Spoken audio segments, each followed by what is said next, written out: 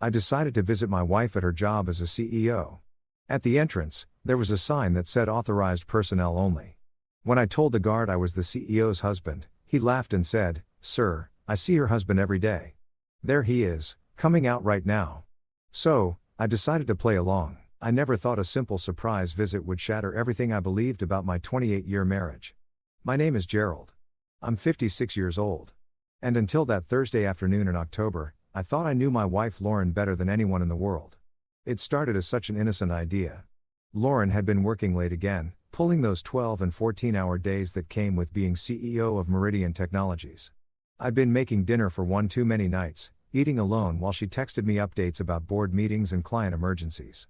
That morning, she'd rushed out without her usual coffee, and I thought bringing her favorite latte and homemade sandwich might brighten her day. The downtown office building gleamed in the autumn sunlight as I pulled into the visitor parking space. I'd only been to Lauren's office a handful of times over the years. She always said it was easier to keep work and home separate, and I respected that boundary.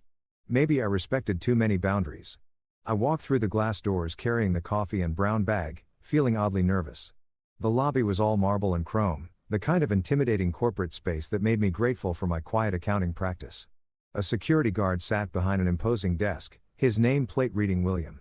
"Good afternoon," I said, approaching with what I hoped was a confident smile. "I'm here to see Lauren Hutchkins. I'm her husband, Gerald." William looked up from his computer screen, his expression shifting from professional courtesy to something I couldn't quite read. He tilted his head slightly, studying my face as if trying to solve a puzzle. "You said you're Mrs. Hutchkins's husband." His voice carried a note of confusion that made my stomach tighten. "Yes, that's right, Gerald Hutchkins. I brought her lunch." I held up the bag, suddenly feeling foolish. William's expression changed completely. His eyebrows shot up and then he did something that froze my blood. He laughed, not a polite chuckle, but a genuine bewildered laugh that echoed through the marble lobby. "Sir, I'm sorry, but I see Mrs. Hutchins' husband every day. He just left about 10 minutes ago." William gestured toward the elevators with casual certainty. "There he is now coming back." I turned, following his gaze, and watched a tall man in an expensive charcoal suit stride through the lobby. He was younger than me, maybe mid-40s, with the kind of confident bearing that seemed to own every room he entered. His dark hair was perfectly styled, his shoes polished to a mirror shine. Everything about him screamed success and authority. The man nodded to William with familiar ease. "Afternoon, Bill. Lauren asked me to grab those files from the car." "No problem, Mr. Sterling. She's in her office." Frank Sterling. I knew that name from Lauren's work stories. Her vice president who joined the company 3 years ago, the man she occasionally mentioned in passing. Always in professional context. Frank this, Frank that, always business. My hands felt numb around the coffee cup. The brown bag crinkled as my grip tightened involuntarily. Everything in me wanted to speak up, to correct this massive misunderstanding, but my voice had completely abandoned me. William was looking between Frank and me now, genuine confusion creasing his features. "I'm sorry, sir, but are you sure you're Mrs. Hutchkins' husband? Because Mr. Sterling here is married to her." The words hit me like physical blows. Married to her. Present tense, not was married, not claims to be married, but a simple matter-of-fact statement that shattered my reality. Frank paused mid-stride, his attention drawn to our conversation. When his eyes met mine, I saw something flicker across his face. Not guilt, not surprise, but recognition. He knew exactly who I was. "Is there a problem here?" Frank's voice was smooth, controlled, the voice of a man accustomed to managing difficult situations. Something cold and calculating passed through my mind in that moment. Every instinct screamed at me to explode, to demand answers, to create the scene the situation deserved, but a deeper wisdom, born from 28 years of reading people in situations in my accounting practice, told me to play along. "Oh, you must be Frank," I said, forcing my voice to remain steady. "Lawrence mentioned you." "I'm Gerald, a friend of the family." The lie tasted bitter, but it bought me time to think. "I was just dropping off some documents for Lauren." Frank's shoulders relaxed slightly, but his eyes remained watchful. "Ah, yes. Lawrence mentioned you, too." Had she? What had she said? "She's in meetings most of the afternoon, but I can make sure she gets whatever you brought." I handed over the coffee and sandwich. "My movements is mechanical. Just tell her Gerald stopped by." "Of course." Frank's smile was perfectly professional, perfectly normal, as if we hadn't just had the most surreal conversation of my life. I walked back to my car in a daze, my legs moving without conscious direction. The October air felt sharp against my skin, but I barely noticed. Everything looked the same as when I'd arrived 30 minutes ago, but my world had fundamentally shifted. Sitting in the driver's seat, I stared at the office building through my windshield. 28 years of marriage. 28 years of sharing a bed, a home, dreams, fears, inside jokes that nobody else understood. 28 years of believing I knew this woman completely. My phone buzzed with a text from Lauren. Running late again tonight. Don't wait up. Love you. Love you. The words that had once brought me comfort now felt like another lie in what was apparently a web of deception I'd been blind to. How long had this been going on? How many times had Frank been introduced as her husband while I sat at home making dinner for one, believing her stories about late meetings and business dinners? I started the car and drove home through familiar streets that suddenly felt foreign. Our house looked the same. The red brick colonial we'd bought when Lauren first made partner at her previous firm. The garden she'd insisted on planting our second year there. The mailbox with both our names printed in careful script. Everything exactly as I'd left it, except now I knew it was all built on lies. Inside the silence felt different. It wasn't the comfortable quiet of a home waiting for its occupants to return. It was the hollow emptiness of a stage set. A carefully constructed facade. I walked through rooms filled with our shared memories, vacation photos, wedding pictures, the ceramic bowl Lauren had made in that pottery class she'd taken 5 years ago. Had any of it been real? I made myself a cup of tea and sat at the kitchen table, staring at nothing. My mind kept replaying the scene at the office, searching for clues I'd missed, explanations that might make sense of what I'd witnessed. But there was only one explanation that fit, and it was one I wasn't ready to accept. The front door opened at 9:30, just as it had countless times before. Lauren's heels clicked against the hardwood floor, her keys jangled as she set them on the hall table. Normal sounds of a normal evening, except nothing was normal anymore. "Gerald, I'm home." Her voice carried the tired warmth I'd grown accustomed to over the years. She appeared in the kitchen doorway, looking every inch the successful CEO in her tailored navy suit, her blonde hair still perfectly arranged despite her long day. "How was your day?" I asked, the question automatic. She sighed, loosening her jacket. "Exhausting. Back-to-back meetings all afternoon." "Did you eat already?"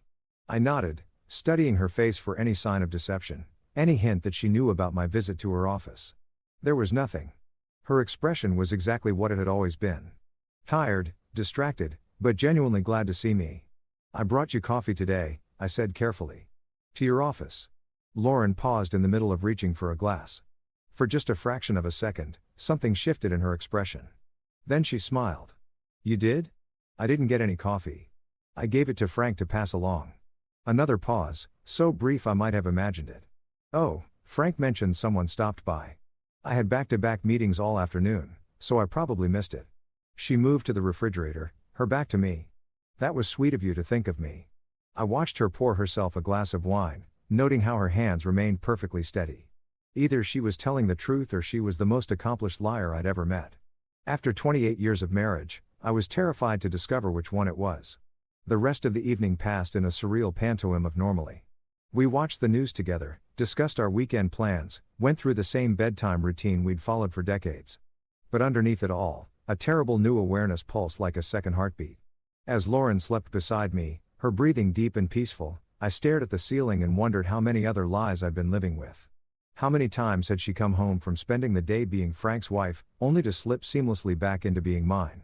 How long had I been sharing my life with someone who was living a completely different one when I wasn't around? The numbers man in me started calculating. 3 years since Frank joined the company. How many late nights? How many business trips?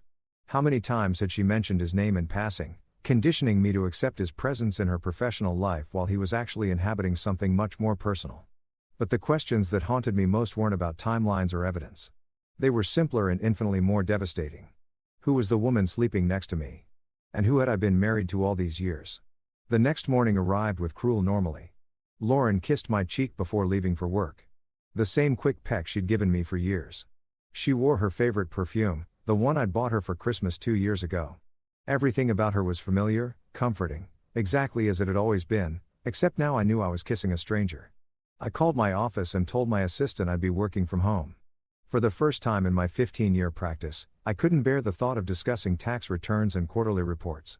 Instead, I sat at my kitchen table with a cup of coffee that grew cold while I stared at Lauren's coffee mug in the sink. She'd used it that morning, just like always.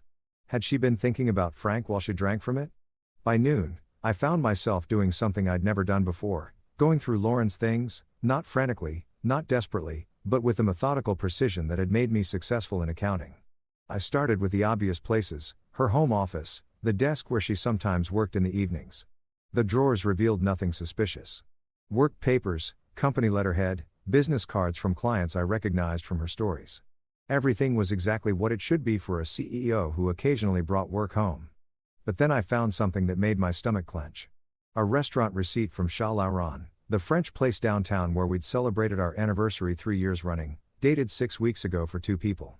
$68.50. I remembered that night clearly because Lauren had told me she was having dinner with a potential client, a female client from Portland who was in town for just one evening. I stared at the receipt, my hands trembling slightly. The timestamp showed 8:15 p.m. We talked on the phone that night around 9:30. She'd sounded relaxed, happy, describing her challenging but productive client meeting. I'd been proud of her for landing what she described as a significant account. But this wasn't a business dinner receipt. No alcohol charges that would accompany client entertainment.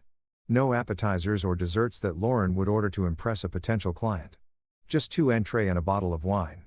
The kind of intimate dinner I thought was reserved for us. My phone rang, startling me from my thoughts. Lauren's name appeared on the screen. "Hi, honey." I answered, surprised by how normal my voice sounded. "Hey, I just wanted to check in. You sounded a little off this morning." Her voice carried genuine concern, the kind of caring attention that had made me fall in love with her 29 years ago. "Just tired," I said. "Didn't sleep well. Maybe you should take a real break today. You've been working so hard lately." The irony of her suggestion wasn't lost on me. While I'd been working hard at my small practice, she'd apparently been working hard at maintaining 2 separate lives. "Actually, I was thinking about that dinner you had with the client from Portland. The one about 6 weeks ago.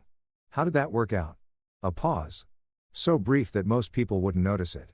But after 28 years of marriage, I knew Lauren's speech patterns. She was calculating. Oh, that it didn't pan out the way we'd hoped. She decided to go with a local firm. Her voice remained steady, casual. "Why, do you ask?" "Just curious. You seemed excited about it at the time." "Well, you win some, you lose some." I could hear typing in the background. She was probably answering emails while talking to me, multitasking the way she always did. I should get back to this board meeting prep. "See you tonight." "See you tonight." After she hung up, I sat staring at the receipt. Either she was lying about the client meeting or she was lying about the dinner. Either way, she was lying. I spent the rest of the afternoon like a detective in my own life, examining familiar things with new eyes. The credit card statements I'd always glanced at casually, trusting Lauren to handle our finances since she made 3 times what I did. Now I studied them line by line. Lunch charges on days when she told me she was brown bagging it to save money. Gas station purchases in neighborhoods across town, far from her usual routes. A charge at Barnes & Noble for $3,712 on a Tuesday afternoon when she'd supposedly been in back-to-back meetings. Lauren hadn't bought a book for pleasure reading in years, claiming she was too tired after work to focus on anything but trade magazines. But the most damning discovery came from her laptop. She'd left it open on the kitchen counter, something she'd been doing more frequently over the past year. I told myself I was just closing it to save battery, but my eyes caught a notification bubble in the corner of the screen. Frank Sterling had sent her a calendar invitation. I shouldn't have clicked on it. I knew I was crossing a line, violating her privacy in a way that would have horrified me just 24 hours earlier. But 24 hours earlier, I believed my wife was faithful. The calendar invitation was for dinner. Tonight, 7:00 p.m. at Bellecourt, the Italian place that had become our special occasion restaurant, the place where Frank had proposed to me 17 years ago. The reservation was under Frank's name. My chest felt tight as I scrolled through more calendar entries. Lunch meetings with Frank that weren't labeled as business. Doctor's appointments that Lauren had never mentioned to me. A weekend spa retreat 3 months ago that she'd told me was a women's conference for female executives. But the entries that made me physically nauseous were the recurring ones. Coffee with F every Tuesday morning at 8 a.m. Dinner plans every other Thursday. Weekend planning marked for this coming Saturday when Lauren had told me she needed to work. I was looking at a parallel life, meticulously scheduled and carefully hidden. Frank wasn't just her work colleague or even her affair partner. Based on these calendar entries, he was her primary relationship. I was the side note, the obligation, the inconvenience worked around. The garage door rumbled open at 6:15. Lauren was home early, unusual for a Thursday. I closed the laptop quickly, my heart hammering as I heard her heels on the kitchen tile. "You're home early," I said, hoping my voice sounded normal. She looked beautiful, I realized with a sharp pang. She'd refreshed her makeup. Her hair was perfectly styled, and she was wearing the black dress I'd bought her for her birthday last year. The dress, she'd said, was too fancy for everyday wear. I managed to wrap up early for once. She moved past me to the refrigerator, her perfume trailing behind her. "I thought maybe we could grab dinner out tonight. It's been forever since we did anything spontaneous." The lie was so smooth, so perfectly delivered that I almost believed it myself. If I hadn't seen the calendar invitation, I would have been thrilled by her suggestion. I would have rushed to change clothes, grateful for this unexpected attention from my successful, busy wife. "Where did you have in mind?" I asked. "Oh, I don't know. Maybe that new sushi place on 5th Street, or we could try something completely different." She was checking her phone as she spoke, her fingers moving quickly across the screen. I watched her type, wondering if she was texting Frank. Was she canceling their dinner, rescheduling? Or was this part of some elaborate game I couldn't even begin to understand? "Actually," she said, looking up from her phone with apparent disappointment, "I just remembered I have that conference call with the Tokyo office. It totally slipped my mind." She shook her head woefully. "Rain check." "Of course." The words came out automatically, but inside something cold and hard was crystallizing. "What time is your call?" 7:30. "Could run until 9 or 10. You know how these international things go." She was already moving toward the stairs, toward our bedroom where she kept her work clothes. "I'll probably just grab something quick on my way back to the office." I nodded, playing my part in this elaborate deception. "I'll make myself something here." She paused at the bottom of the stairs, looking back at me with what appeared to be genuine affection. "You're so understanding, Gerald. I don't know what I'd do without you." The words that should have warmed my heart instead felt like ice picks. How many times had she said variations of this while preparing to spend the evening with another man? How many times had I smiled and kissed her goodbye, unknowingly sending her off to her real life? I watched her climb the stairs, listening to her movements in our bedroom. She was changing out of the black dress, probably into something more businesslike for her conference call. Or maybe into something entirely different for her dinner with Frank. 20 minutes later, she came back down wearing a navy blouse and dark slacks, professional, but attractive. Her makeup was perfect, her hair touched up. She looked like a woman preparing for an important evening, not someone settling in for a long phone conference. "I'll try not to be too late," she said, kissing my cheek. The same spot she'd kissed that morning, but now it felt like a betrayal instead of intimacy. "Take your time. I'll probably turn in early anyway." She gathered her purse, her laptop bag, her keys. The same routine I'd watched thousands of times. But now I knew I was watching an actress preparing to leave one performance for another. The house felt different after she left. Not empty, but haunted. Every familiar object seemed to mock me with its false comfort. The wedding photos on the mantel, the vacation souvenirs on the bookshelf, the coffee table we'd picked out together 10 years ago when we'd redecorated the living room. All of it was real, but none of it meant what I'd thought it meant. I made myself a sandwich and sat in front of the television, but I couldn't focus on anything. My mind kept circling back to the same impossible questions. How long had this been going on? How had I missed the signs for so long? And most devastatingly, had our entire marriage been a lie, or had something changed along the way? At 8:30, I found myself driving past Bellecourt. I told myself I was just going to the grocery store, that this route was perfectly normal. But when I saw Lauren's silver BMW in the restaurant parking lot, parked next to a dark Mercedes I assumed belonged to Frank, the last thread of hope I'd been clinging to snapped. They were in there right now, sharing the same kind of intimate dinner I thought was exclusive to our marriage. Was he telling her he loved her? Was she laughing at his jokes the way she used to laugh at mine? Were they planning a future that didn't include me? I drove home in a daze. The weight of my new reality settling around me like a heavy coat. My wife of 28 years was living a double life so complete, so seamlessly integrated that I'd been completely blind to it. The woman I'd thought I knew better than anyone was a stranger. The marriage I believed was solid was apparently just the cover story for her real relationship. But perhaps the most shattering realization was this. I had no idea how long I'd been living this lie, and I had no idea what to do about it. The revelation came 3 days later in the most mundane way possible. I was cleaning out the junk drawer in the kitchen, something I did quarterly to keep our household organized, when my fingers closed around a key I didn't recognize. It was brass worn smooth at the edges attached to a keychain from Harbor View Apartments across town. I stared at it for a long moment, my mind trying to process what I was seeing. We owned our house outright, had for the past 8 years. Neither of us had any reason to have an apartment key, let alone one from a complex 30 minutes away from our neighborhood. That afternoon, while Lauren was at what she'd called a client presentation, I drove to Harborview Apartments. The complex was nice, upscale, but not ostentatious, the kind of place where successful professionals might keep a discreet second residence.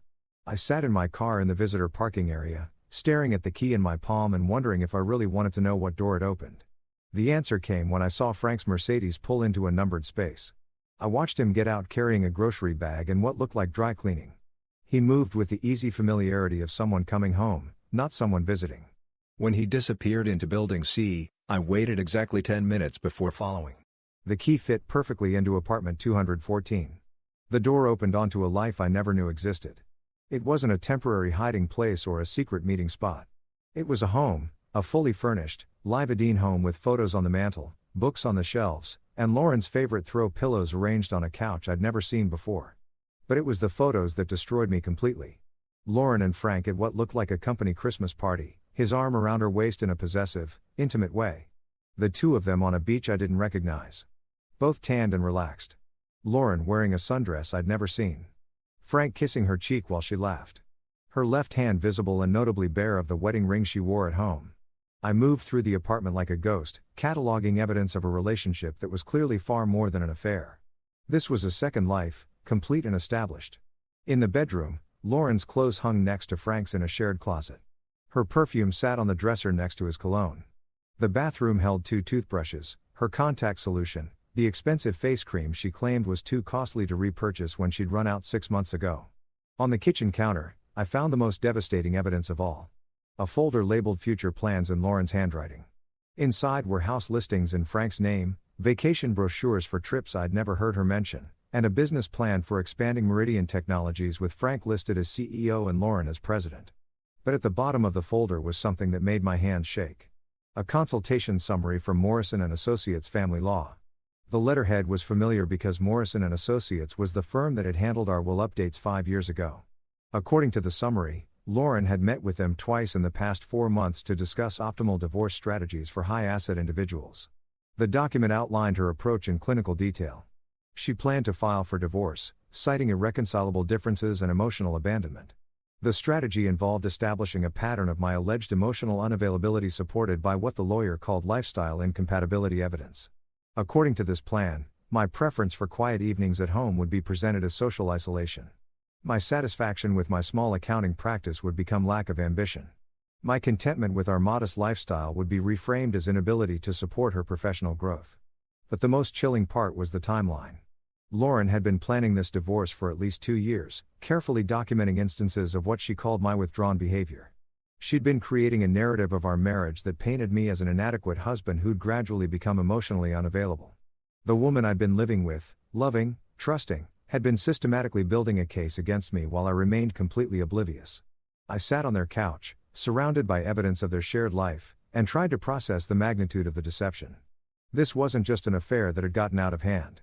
This was a calculated replacement of one life with another. Frank hadn't just stolen my wife. He'd systematically assumed my role while I was gradually being written out of the story. My phone buzzed with a text from Lauren. Running late tonight. Don't wait up. Love you. Love you. The same words she'd probably texted me from this very apartment. Maybe while Frank was cooking dinner in their kitchen or while they were planning their next vacation together. How many times had she sent me loving messages while actively living a completely different life? I photographed everything with my phone, my accountant's mind automatically creating the documentation I'd need later, the photos, the legal documents, the evidence of their shared residence. But as I worked, a strange calm settled over me. For 3 days, I'd been tormented by uncertainty, by the gap between what I knew and what I suspected. Now I had answers. And while they were devastating, they were also clarifying. Lauren hadn't just been having an affair. She'd been conducting an elaborate long-term plan to transition from one life to another with me as the unwitting supporting character in my own replacement. The woman I'd been married to for 28 years had spent the last several years methodically erasing me from her future while maintaining the facade of our marriage. When I got home, I found Lauren's laptop open on the kitchen counter again. This time, I didn't hesitate. I opened her email and found correspondence that confirmed everything I'd discovered at the apartment. Messages between Lauren and Frank discussing when to make the transition. Communications with her lawyer about preparing Gerald for the inevitable changes. Even emails to our mutual friends, subtly preparing them for what she called some difficult decisions I'll need to make about my marriage. One email to her sister Sarah, dated just 2 weeks ago, was particularly devastating. Gerald's been so distant lately. I think he's going through some kind of midlife crisis, but he won't talk about it. I'm trying to be patient, but I can't sacrifice my own happiness indefinitely. Frank thinks I should consider all my options. Reading this, I realized that Lauren hadn't just been living a double life. She'd been actively rewriting our marriage history to justify her planned exit. Every quiet evening I'd spent reading while she worked on her laptop. Every time I'd encouraged her to pursue her career ambitions, even when it meant less time together, every instance of my being supportive rather than demanding, had been transformed into evidence of my inadequacy as a husband. The cruelest part was recognizing how she'd manipulated my own responses to support her narrative. When she'd started working later and traveling more, I'd been understanding. When she'd seemed stressed and distant, I'd given her space. When she'd suggested we needed better communication, I'd agreed to couples counseling, never realizing I was providing her with material to use against me later. That night, Lauren came home at nearly 11 o'clock, apologizing for her late evening with client entertainment. She kissed my cheek and asked about my day, the same routine we'd followed for years. But now I could see it for what it was. A performance designed to maintain the status quo until she was ready to execute her exit strategy. "How was the client dinner?" I asked, testing her reaction. "Productive, I think. We're trying to land this big contract, and sometimes these things require extra relationship building." She moved around the kitchen with practiced ease, making herself a cup of tea. Frank was there, too, of course, since he'll be managing the account if we get it. Frank was there, too. Of course, he was. I wondered if they'd laughed about this conversation later in their shared apartment while planning their shared future. "That's good," I said. "You and Frank work well together." Lauren paused, cup halfway to her lips. "We do. He really understands the business side of things." There was something in her voice, a warmth that she used to reserve for talking about me. "He's been instrumental in some of our biggest wins lately." I nodded, playing my part in this elaborate charade. But inside, I was calculating. How long did I have before she filed for divorce? How much more evidence did she need to gather to support her strategy? How many more times would I kiss her good night while she planned my replacement? As I lay in bed that night, listening to Lauren's peaceful breathing beside me, I realized that the woman I'd been married to for 28 years was essentially gone. In her place was someone who could maintain this level of deception with apparent ease, someone who could plan my emotional and financial destruction while accepting my love and support. But perhaps most devastating of all was the recognition that I'd been living with a stranger for months, possibly years, without ever suspecting it. The Lauren I thought I knew, the woman I'd built my life around, had been gradually replaced by someone capable of this level of calculated betrayal. The question now wasn't whether my marriage was over. The question was whether it had ever really existed at all. I chose Saturday morning for the confrontation.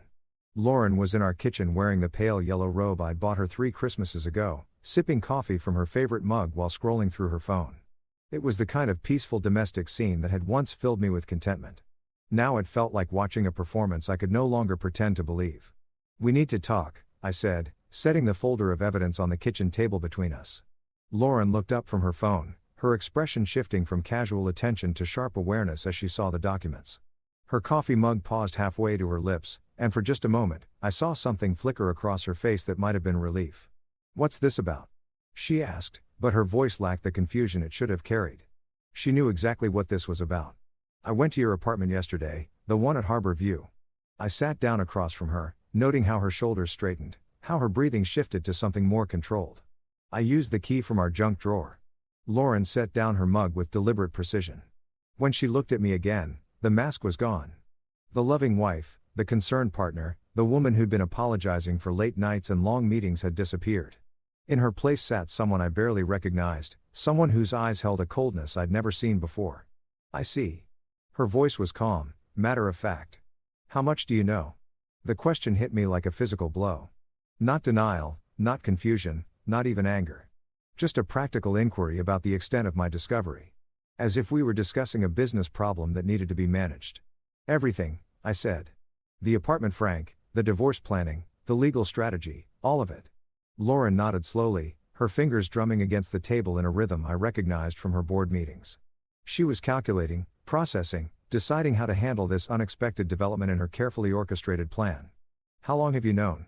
she asked. "On since Thursday, when I visited your office and the security guard told me he saw your husband every day." I leaned forward, studying her face for any sign of the woman I'd thought I'd married. He meant Frank. Something that might have been amusement passed across Lauren's features. "Poor William.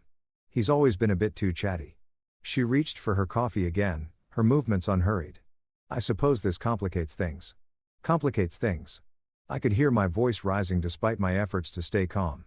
"Lauren, we've been married for 28 years. You've been living with another man, planning to divorce me, and all you can say is that this complicates things," she sighed, a sound of mild irritation rather than distress. "Gerald, let's less than not be dramatic about this. We both know this marriage has been over for years. We both know." I stared at her, searching for any trace of the woman who'd kissed me goodbye every morning, who'd said she loved me just 3 days ago.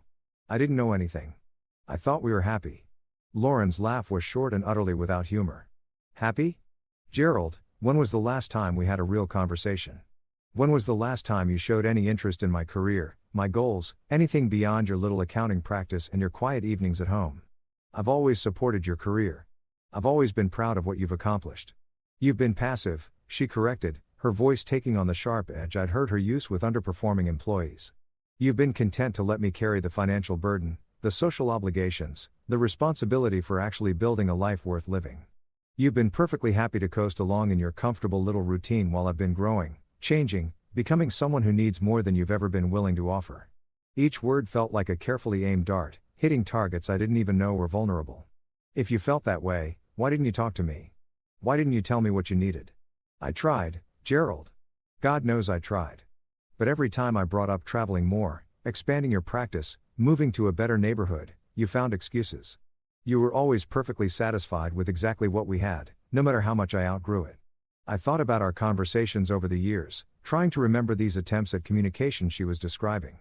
There had been discussions about travel that I'd thought were casual daydreaming, suggestions about moving that I'd assumed were just idle speculation, comments about my practice that I'd interpreted as gentle teasing rather than serious criticism.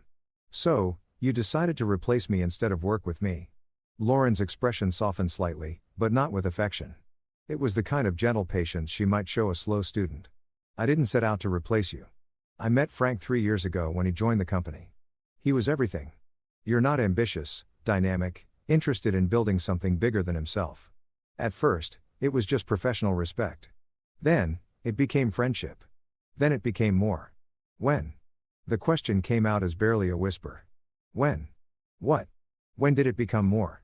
She considered this, tilting her head as if trying to recall the details of a business transaction. "About 2 years ago. Frank had just closed his first major deal with us. We went out to celebrate, and we ended up talking until 3 o'clock in the morning about our dreams, our plans, the kind of life we wanted to build. It was the most stimulating conversation I'd had in years. You came home that night. I remember you said the client dinner ran late. It did in a way." Lauren's voice was matter of fact, as if she were describing something that had happened to someone else. "That's when I realized what I'd been missing. Frank listens when I talk about expanding the company internationally. He gets excited about the same opportunities that excite me. He wants to build an empire, not just maintain a comfortable existence. And that justified lying to me for 2 years." For the first time, Lauren showed a flash of real emotion. But it wasn't guilt or sadness. It was irritation. "I wasn't lying, Gerald. I was protecting you from a reality you weren't ready to face. Our marriage was already over. You just didn't want to see it. Our marriage was over because you decided it was over. Because you found someone who matched your ambitions better than I did. Our marriage was over because you stopped growing." Lauren stood up, moving to the window with the fluid grace that had first attracted me to her nearly 30 years ago. "I kept hoping you'd develop some passion for something, anything beyond your routine. But you never did. You've been the same man at 56 that you were at 36, and I'm not the same woman." I stared at her profile against the morning light, recognizing the truth in her words, even as they devastated me. I had been content with our life in ways that she apparently never was. I had found fulfillment in our quiet evenings, our modest successes, our stable routine. While she'd been dreaming of bigger things, I'd been grateful for what we had. "So, you and Frank have been planning to get rid of me." Lauren turned back to me, her expression businesslike. We've been planning our future. The divorce was always going to be necessary, but we wanted to handle it in a way that would be least disruptive to everyone involved. Least disruptive. I pulled out the legal consultation summary. You've been building a case against me for months. Emotional abandonment, lifestyle incompatibility. You've been documenting everything I do to use against me later. She had the grace to look slightly uncomfortable. The legal advice was to protect both of us. Divorce can get ugly if people aren't prepared. Protect both of us.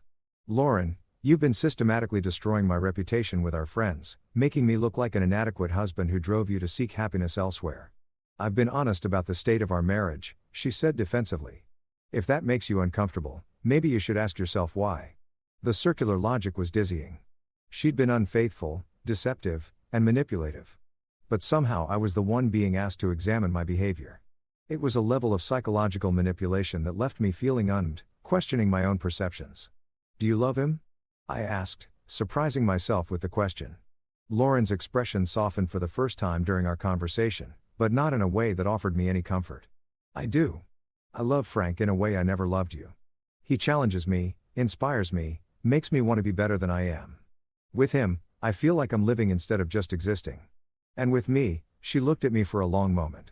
Her gaze neither cruel nor kind, just honest. With you, I felt safe, comfortable, unchallenged. For a long time, I thought that was enough. But it isn't, Gerald. I want more than safe.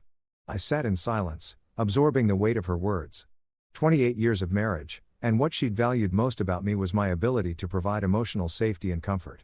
What I'd seen as love and partnership, she'd experienced as stagnation and limitation. What happens now?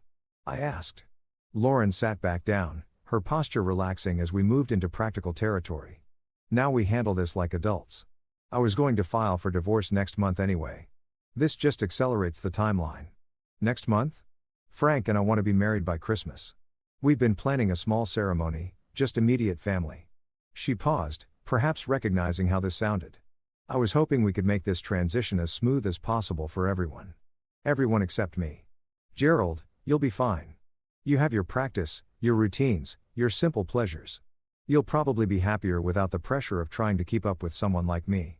The condescension in her voice was breathtaking. Even in the midst of revealing her complete betrayal, she was positioning herself as the one doing me a favor by leaving. As if my contentment with our life had been a burden she'd been generously carrying all these years. I trusted you, I said quietly. I know you did. And I'm sorry it had to end this way. But Gerald, we both deserve to be with someone who truly understands us. You deserve someone who appreciates your quiet strengths, and I deserve someone who shares my ambitions. She was rewriting our entire marriage as a mutual mismatch rather than a betrayal, transforming her infidelity into a kind of favor to both of us. It was masterful in its way, this ability to reframe devastating deception as enlightened self-awareness. When do you want me to move out? I asked. Lauren looked surprised. You don't have to move out immediately. We can work out the details through our lawyers. I'm not heartless, Gerald. Not heartless, just calculating, manipulative, and capable of maintaining an elaborate deception for years while planning my replacement. But not heartless. I stood up, feeling older than my 56 years. I'll contact a lawyer on Monday. Gerald, she called as I reached the kitchen doorway. When I turned back, she looked almost like the woman I'd thought I'd married. Almost. I really am sorry it happened this way. I never wanted to hurt you. I studied her face, looking for any sign that she understood the magnitude of what she'd done. But there was only mild regret, the kind of polite sadness someone might feel about a business decision that unfortunately affected other people. No, I said quietly. You just wanted to replace me. The hurt was just collateral damage. As I walked upstairs to our bedroom, I could hear Lauren on the phone. Her voice animated in a way it hadn't been during our conversation. She was calling Frank, I realized, telling him that the secret was out, that they could accelerate their timeline, that the inconvenient husband had finally been dealt with. I sat on the edge of our bed, surrounded by the remnants of a life I'd thought was real. The woman downstairs wasn't the person I'd married, or maybe she was, and I'd simply never seen her clearly. Either way, the Gerald who'd woken up that morning believing in his marriage was as gone as the Lauren who'd once loved him.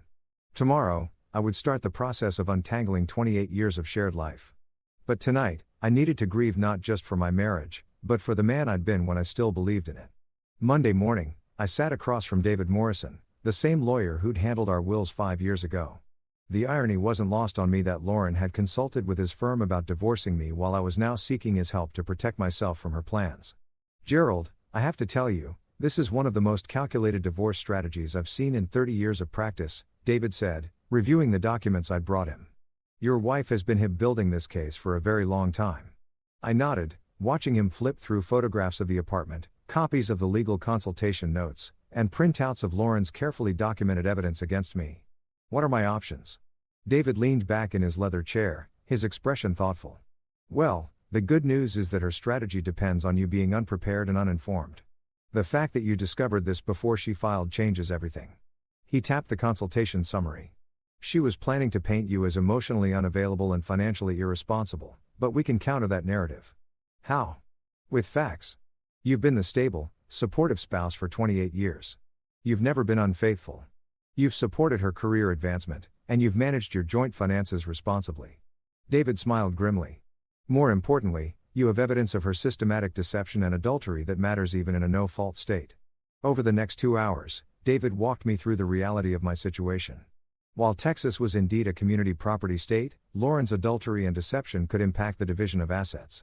More importantly, her documented plans to manipulate the divorce proceedings could seriously undermine her credibility with a judge. There's something else, I said, pulling out a folder. I'd prepared over the weekend. I've been doing some financial analysis. David raised an eyebrow as I spread out spreadsheets and bank statements across his desk. This was where my accounting background became invaluable. While Lauren had been busy documenting my alleged emotional failures, I'd been quietly tracking our financial reality. Lauren makes $200,000 a year as CEO, I explained. But our joint expenses have been running about $60,000 more than her salary for the past 3 years. I've been subsidizing her lifestyle without realizing it. David studied the numbers, his expression growing increasingly interested. How my practice generates about $120,000 annually. I've been putting $80,000 into our joint account, keeping only $40,000 for my business expenses and personal needs. I thought I was being generous, allowing her to save more of her salary for our future. I pointed to a series of withdrawals from our savings account, but she's been drawing down our joint savings to maintain the apartment with Frank. The revelation was in the details. While I'd been living modestly and contributing most of my income to our shared expenses, Lauren had been using our joint resources to fund her separate life. The apartment rent, the dinners, the weekend trips I'd never taken, the gifts she'd given Frank. All of it had been paid for with money I'd earned and contributed to what I'd believed was our shared future. This is fraud, David said bluntly. She's been using marital assets to fund an adulterous relationship while planning to divorce you. That's going to significantly impact how a judge views the asset division. But I wasn't done. Over the weekend, I'd done something that felt foreign to my naturally trusting nature. I'd investigated my own wife's business dealings. What I'd found had shocked me even more than her personal betrayal. There's more, I said, pulling out another set of documents. Lauren's been positioning Frank to take over more responsibilities at Meridian Technologies. But according to the corporate filings I found, she's been doing it in ways that violate her fiduciary duty to the company's board. David's eyes sharpened. Explain. Frank was hired as vice president of business development 3 years ago, but Lauren's been systematically transferring responsibilities to him that should require board approval. She's essentially been grooming him to replace her as CEO while positioning herself as president. But she's never presented this reorganization to the board officially. I'd spent hours reviewing publicly available corporate documents, cross-referencing them with the business plan I'd found in their apartment. Lauren and Frank's vision for the company's future involved significant structural changes that would require stockholder approval, but according to the official records, these changes had never been properly presented or voted on. She's been operating under the assumption that she can unilaterally restructure the company to benefit her relationship with Frank, I continued. But the board doesn't know about their personal relationship, and they certainly don't know about the corporate reorganization she's been implementing without their approval. David was taking notes rapidly. Now, Gerald, this isn't just about your divorce anymore. If what you're saying is accurate, Lauren could be facing serious professional consequences. The thought gave me no pleasure. I'd loved this woman for 28 years, and I took no joy in uncovering evidence that could destroy her career, but I also couldn't ignore the reality that she'd been systematically betraying not just me, but her professional obligations as well. What do you recommend? I asked. We file first, David said without hesitation. We get ahead of her narrative and present the facts before she can spin them. More importantly, we make sure the board at Meridian Technologies understands what's been happening under their noses. That afternoon, I did something that went against every instinct I'd developed over our 28-year marriage. I stopped protecting Lauren from the consequences of her actions. I called Richard Hayes, the chairman of Meridian's board of directors. Richard and I had met several times at company functions over the years, and I'd always liked his straightforward approach to business. "Gerald, what can I do for you?" Richard's voice was warm, unsuspecting. "Richard, I need to bring something to your attention regarding corporate governance issues at Meridian. It's complicated, but I think the board needs to be aware of some structural changes that may not have been properly authorized." There was a pause. "What kind of structural changes?" I spent the next 20 minutes carefully outlining what I'd discovered, sticking to facts and avoiding personal details about my marriage. Richard listened without interruption, his questions growing more pointed as I described the unauthorized reorganization that had been taking place. "Jesus, Gerald, are you saying Lauren's been implementing major corporate changes without board approval?" "I'm saying that based on the documents I've seen, there appears to be a significant disconnect between what's been happening operationally and what's been reported to the board. And you're bringing this to me because I took a deep breath because I believe in corporate integrity and because the board has a right to know what's being done in their name." After I hung up, I sat in my office feeling a strange mixture of satisfaction and sadness. For years, I'd been the supportive husband who cleaned up Lauren's messes, smoothed over her occasional ethical shortcuts, and provided the stable foundation that allowed her to take professional risks. Now, I was the one creating consequences she'd have to face. That evening, Lauren came home later than usual. Her face was tight with stress. Her usual composed demeanor cracked around the edges. "We need to talk," she said, setting her briefcase down with more force than necessary. "About what?" "About the call Richard Hayes made to me this afternoon. About the corporate governance review the board has suddenly decided to conduct." Her eyes were hard, calculating, about the fact that my own husband is apparently trying to destroy my career. I met her gaze steadily. I shared factual information about corporate reorganization that appeared to lack proper authorization, nothing more. "Don't play innocent with me, Gerald. You knew exactly what you were doing." "Yes, I did. The same way you knew exactly what you were doing when you spent 2 years planning my replacement." Lauren's composure finally cracked. "This is different, and you know it.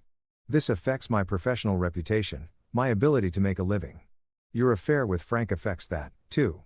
The board's going to find out eventually that you've been restructuring the company to benefit your personal relationship." I just gave them a head start. She stared at me for a long moment, and I could see her reassessing everything she thought she knew about me. The passive, supportive husband who'd never challenged her decisions was gone. In his place was someone who understood the value of information and wasn't afraid to use it. "What do you want?" she asked finally. "I want you to stop treating me like I'm stupid," I said. "I want you to acknowledge that your actions have consequences beyond your personal happiness, and I want you to understand that I'm not going to quietly disappear just because it would be convenient for your new life plan." Lauren sat down across from me, her posture defensive. "The board review will pass. There's nothing illegal about operational restructuring. Maybe not illegal, but unauthorized restructuring that benefits your romantic partner. That's going to be harder to explain, especially when the board realizes you never disclosed your relationship with Frank." I could see her working through the implications, her quick mind calculating the political and professional costs of her choices. For the first time since I'd discovered her betrayal, Lauren looked genuinely worried. "What's it going to take to make this go away?" she asked. "It's not going away, Lauren. You set this in motion when you decided to live a double life. Now we all have to deal with the consequences. You're destroying everything I've worked for." I shook my head. "You destroyed it yourself. I'm just refusing to help you cover it up anymore." That night, as Lauren made phone calls behind closed doors and I could hear the stress in her voice, I realized something fundamental had shifted. For 28 years, I'd been the one adapting, accommodating, making space for her ambitions and choices. Now, for the first time, she was the one having to adapt to consequences she couldn't control. It wasn't revenge exactly. It was something quieter, but more powerful. The simple refusal to continue enabling someone who'd been systematically betraying me. Lauren had built her new life on the assumption that I would remain passive, predictable, manageable. She was about to discover how wrong that assumption had been. The next morning, I filed for divorce, but more importantly, I stopped being the man who made Lauren's life easier at the expense of his own dignity. After 56 years of believing that love meant endless accommodation, I was finally learning that sometimes love means knowing when to stop. 6 months later, I stood in the kitchen of my new apartment, making coffee for one, and finding genuine peace in the simplicity of it. The morning sun streamed through windows I'd chosen in a space that was entirely mine, free from the weight of deception and false harmony that had defined my life for so long. The divorce had been finalized 3 weeks ago. Despite Lauren's initial threats and manipulations, the evidence I'd gathered had shifted the entire dynamic of our settlement. When faced with documented proof of her adultery, financial deception, and professional misconduct, her lawyer had advised her to accept a more equitable division of assets than she'd originally planned. I kept the house, the one we'd shared for 20 years, but which I'd largely paid for with my contributions to our joint expenses. Lauren kept her retirement accounts and half of our savings, minus the amount she'd spent on maintaining her secret life with Frank. It was fair in a way that her original divorce strategy would never have been. But the real satisfaction came not from the financial settlement, but from watching Lauren face the consequences of choices she'd thought she could make without accountability. The corporate governance review at Meridian Technologies had been thorough and devastating. While the board hadn't found anything criminally actionable, they discovered a pattern of unauthorized decision-making and undisclosed conflicts of interest that had seriously undermined Lauren's credibility as a leader. Frank had been terminated immediately once his relationship with Lauren became known to the board. His position as vice president had been contingent on his professional judgment being uncompromised by personal interests, and his romantic involvement with the CEO represented an irreconcilable conflict of interest. Lauren had managed to keep her job, but barely. She'd been placed on probation. Her decision-making authority had been significantly restricted, and she was required to report to a newly appointed chief operating officer who essentially supervised her every move. The woman who'd built her identity around professional power and autonomy was now working under closer oversight than she'd experienced since her first corporate job 20 years ago. Their apartment at Harbor View had been given up quietly. Frank had moved back to Denver, taking a position with a smaller firm at considerably less money than he'd been making at Meridian.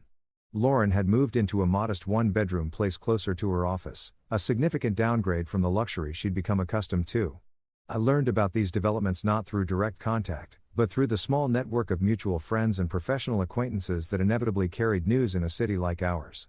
Some of these people had reached out to me after the divorce, expressing surprise at the circumstances, and in a few cases apologizing for having believed Lauren's carefully constructed narrative about our marriage's decline. I had no idea. Sarah Martinez, one of Lauren's former colleagues, had told me when we'd run into each other at the grocery store. She made it sound like you'd grown apart gradually, like it was mutual. Nobody knew about Frank. These conversations had been validating in ways I hadn't expected. For months, I'd been questioning my own perceptions, wondering if I'd really been as inadequate a husband as Lauren had claimed. Learning that even her closest professional friends had been deceived, helped me understand that her capacity for manipulation extended far beyond our marriage. But the most profound change wasn't in Lauren's circumstances or in the validation I'd received from others. It was in my own relationship with myself. For the first time in decades, I was living without the constant undercurrent of someone else's dissatisfaction. I hadn't realized how much energy I'd been spending, trying to anticipate Lauren's needs, accommodate her moods, and compensate for whatever was missing in our relationship that I'd apparently been too dense to understand. My apartment was smaller than our house, but it felt spacious in ways that had nothing to do with square footage. I could read in the evening without worrying that my contentment with simple pleasures was somehow disappointing to someone who needed more stimulation. I could cook meals I actually wanted to eat instead of trying to impress someone who was probably texting her real partner while sitting across from me. I'd even started dating, something I'd thought would be impossible at 56 after 28 years of marriage. Margaret was a widow I'd met through my church, a gentle woman who appreciated conversation about books and enjoyed quiet dinners without needing them to be productions. She found my contentment with simple pleasures charming rather than limiting, and her uncomplicated affection was a revelation after years of trying to earn love from someone who'd been systematically withdrawing it. The strangest part was realizing how much happier I was without the marriage I'd thought I'd been fighting to save. Lauren had been right about one thing. We had grown incompatible, but not in the way she'd described. She'd become someone who could maintain elaborate deceptions while accepting love from someone she was actively betraying. I'd remained someone who believed in honesty, loyalty, and the possibility of working through problems together. Her version of growth had required discarding the values that had built our marriage. My version of growth was learning to protect those values from people who would exploit them. One evening in late spring, I was sitting on the small balcony of my apartment, reading and enjoying the sunset when my phone rang. Lauren's name appeared on the screen, the first time she'd called since our divorce was finalized. I almost didn't answer. We had nothing left to discuss, no shared obligations that required communication, but curiosity won. "Hello, Lauren." "Gerald." Her voice sounded tired, older somehow. "I hope I'm not disturbing you. What can I do for you?" There was a long pause. I wanted to apologize for how everything happened, for the way I handled things. I waited, saying nothing.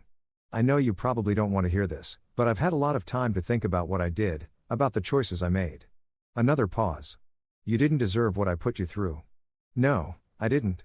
I convinced myself that our marriage was already over, that I was just being honest about reality. But the truth is, I ended it long before I admitted it to myself. I ended it when I decided you weren't enough anymore. Instead of trying to work with you to build something better. I found myself genuinely curious about this conversation.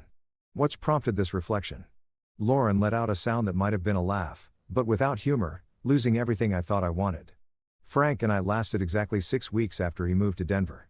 Turns out our great love affair was more about the excitement of secrecy and the thrill of planning a new life than about actually wanting to live together day to day. I'm sorry to hear that. Are you? She sounded genuinely curious. I considered the question honestly.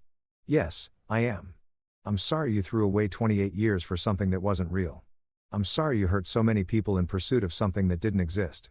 I'm sorry you discovered too late that what we had was actually valuable. Do you ever think about what might have happened if I'd just talked to you? If I'd been honest about feeling restless instead of creating this whole elaborate deception sometimes, I admitted. But Lauren, the problem wasn't that you felt restless or wanted more from life. The problem was that you chose deception and betrayal instead of honest communication. You chose to replace me instead of working with me. I know that now. Do you? Because even in this apology, you're focusing on the outcome that didn't work out for you, not on the damage you caused along the way. You're sorry that your strategy failed, not sorry that your strategy involved systematically lying to someone who loved you. Silence stretched between us. You're right, she said finally. Even now, I'm still making it about me. Yes, you are. I hope you're happy, Gerald. I hope you found someone who appreciates what I was too selfish to value. I have. Her name is Margaret, and she's everything you never were. Honest, kind, and capable of love without manipulation. Good. You deserve that.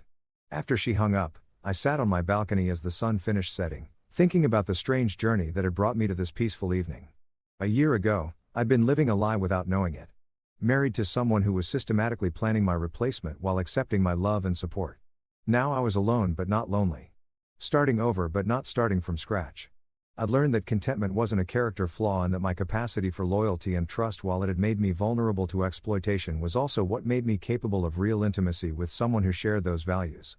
Lauren had seen my satisfaction with our quiet life as evidence of my limitations. Margaret saw it as evidence of my ability to find joy in authentic connection rather than needing constant external validation. The difference wasn't in what I offered, but in who was receiving it. As I prepared for bed that night, I reflected on something that would have surprised the Gerald of a year ago.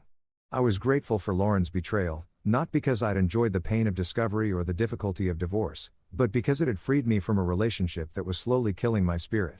For years, I'd been trying to be enough for someone who had decided I wasn't. I'd been accepting love as a conditional gift that could be withdrawn if I failed to meet evolving standards I was never allowed to understand. I'd been living in fear of disappointing someone who was already planning my replacement. Now I was living with someone who loved me, not despite my contentment with simple pleasures, but because of it. Someone who saw my loyalty as a gift rather than an expectation. My honesty as a treasure rather than a burden. At 56, I'd learned that sometimes the best thing that can happen to you is losing something you thought you couldn't live without. Sometimes freedom comes disguised as loss. And sometimes the most loving thing you can do is stop enabling someone who's been systematically betraying you. Lauren had been right about one thing. We both deserved to be with someone who truly understood us. She deserved someone capable of the same level of deception and manipulation that she was. And I deserved someone whose love didn't come with conditions, expiration dates, and exit strategies. As I turned off the lights in my small, honest apartment, I realized that for the first time in years, I was exactly where I belonged.